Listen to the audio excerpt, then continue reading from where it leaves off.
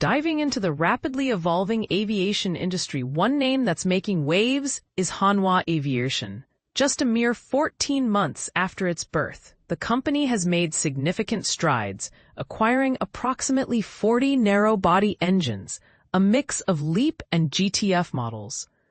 Not stopping there, they've also established Hanwha AeroTechnix, an engine maintenance, repair, and overhaul (MRO) facility that's certified by the FAA, EASA, and UK CAA, strategically located in Miami.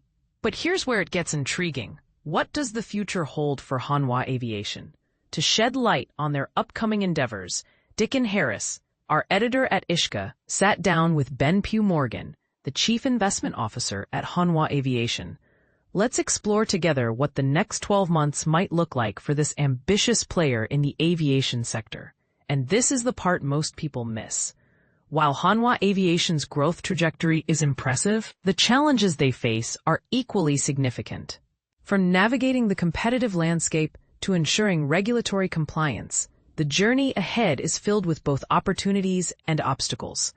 As we delve deeper into the conversation with Ben Pughe-Morgan, we uncover insights that could potentially redefine the industry's expectations.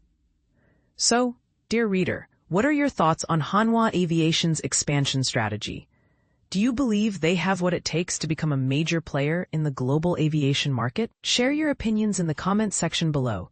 Remember, signing in is required to post your comments. If you're new here, feel free to register for an account.